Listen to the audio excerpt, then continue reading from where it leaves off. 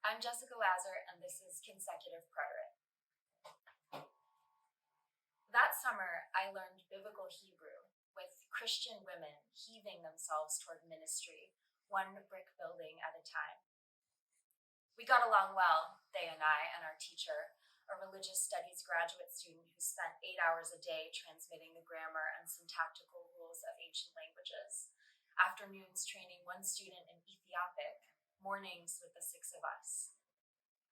Biblical Hebrew conveys meaning through roots, he taught us. Each root consists of 3 consonants. Okay. Some roots appear the same, but differ in meaning or pronunciation.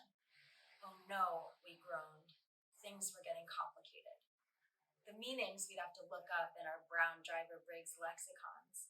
The pronunciations we've learned to recognize thanks to a vowel system long ago standardized from the Masoretic text.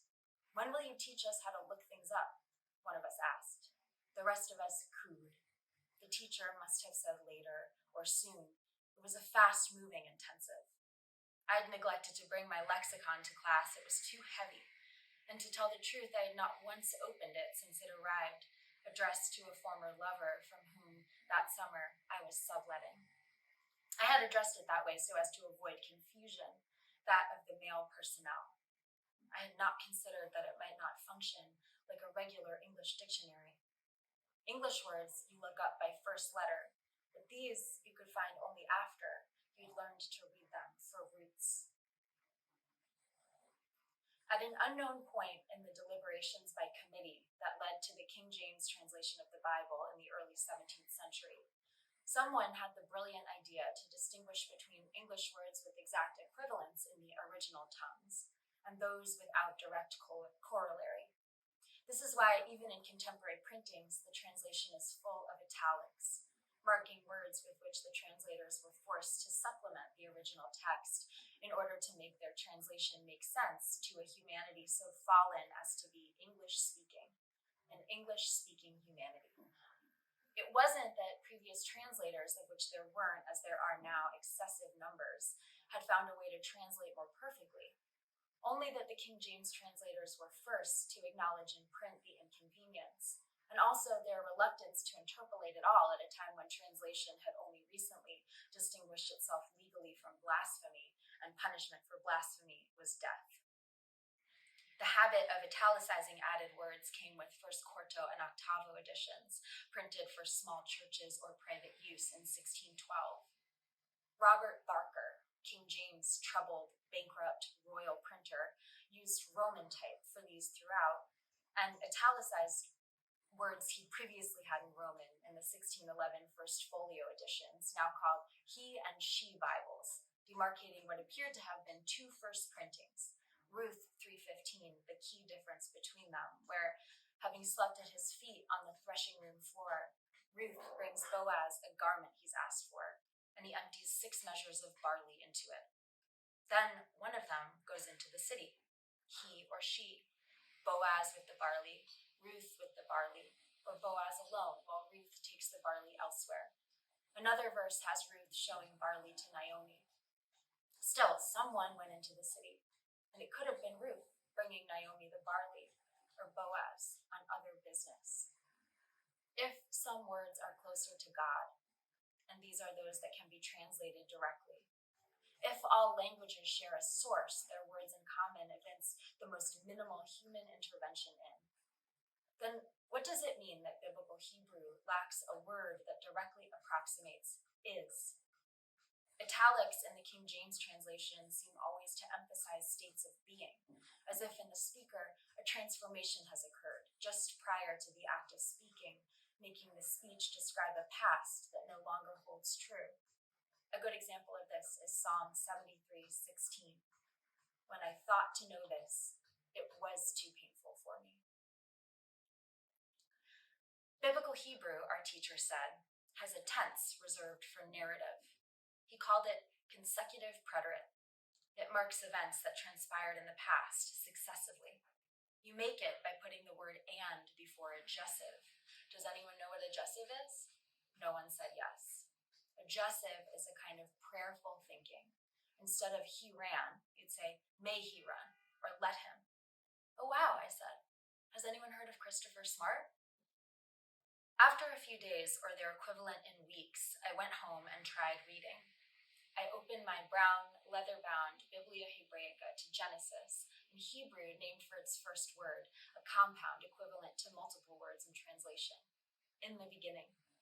I liked imagining other books retitled this way.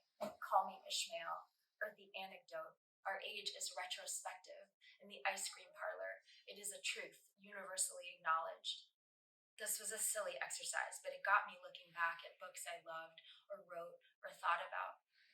When I returned to Genesis, it was late, and I had been sitting too long on my former lover's tall stool, bent over his high drafting table.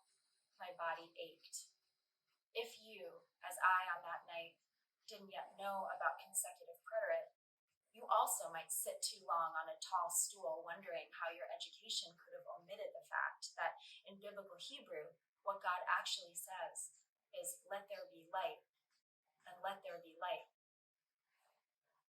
The six of us were each amazed by different kinds of things. One girl found the Akedah so interesting, it made her think all denominations, ministers in training should have to learn Hebrew too. I heartily agreed from my plastic seat. The room was either humid or freezing, depending on who took charge of the air. That summer, I was so stressed out, I had pain in my neck, back, feet, and teeth. Sometimes I brought a tennis ball to keep between my hip and the back of my seat to try to loosen something. The Akedah, said my classmate, was interesting because if you didn't read Hebrew, you wouldn't see how many times the word wood was used. Abraham takes the wood, cuts the wood, lays the wood on Isaac. Isaac sees the wood and fire, but no lamb for the sacrifice. God will provide, says Abraham, laying the wood in order, and Isaac on the altar, on the wood. I liked that she was interested in the recurrence of a single word. Adjusting my tennis ball, which had moved, I asked, why is wood so interesting? Because, she said gently, in my tradition, this is a story that prefigures something. We were women. We often brought cookies to share, chips or candy, coconut-coated almonds sent from the South by a mom. One 3-day weekend resulted in a freshly baked pie the extra day had allowed the crust of to rise or set. I'm not sure. I didn't bake what I brought. I drove my former lover's silver minivan to pick up visitors. The rearview mirror had fallen off shortly after I'd dropped him at the station, though he'd spent the ride trying to stick it back on. I was his subletter, and he, a carpenter, musician, divinity scholar on his way to collaborate in Sweden. We'd met one night long before, when I'd slept at his feet on the threshing room floor. I'd been advised to remove his shoes, then let him tell me what to do. Bring me your coat. He filled it with barley. Then one of us went into the city. Later, he suggested we hang sometime while we passed each other on Market Street. He didn't stop walking, only slowed. He told me he'd given me barley because he'd never before seen me, a rare quality obscurity in such a small town. But you are my kinsman, I protested. No, he said, I know your kinsman. And if it's still true in the morning that your kinsman will not do his part, then I will do for you the part of a kinsman. But I rose before one could know another. What would he have given had he known me? The minivan was full of gear, the seats lowered to make room. I wore sunglasses I found in the car and listened to the musician whose CD was in the player. He sang in a way that annoyed, then addicted me. Aside from offering no way to see behind me, the car seemed safe. I drove it to physical therapy. My therapist was Julia. She drove her thumbs into my fascia. Julia, I said, it still hurts. Are my ribs too splayed when I lean to the wall to stretch my calf? Is my arm in the right place when I bring the tension band across my hip? And what about this, I said, rocking my ankles over half a foam roller. Am I doing it? I had questions. Pain wouldn't abate. I rolled my foot on a frozen water bottle, did shoulder releases guided by free internet videos, and in supportive shoes, I walked to class with a stack of note cards, memorizing vocabulary for each day's quiz.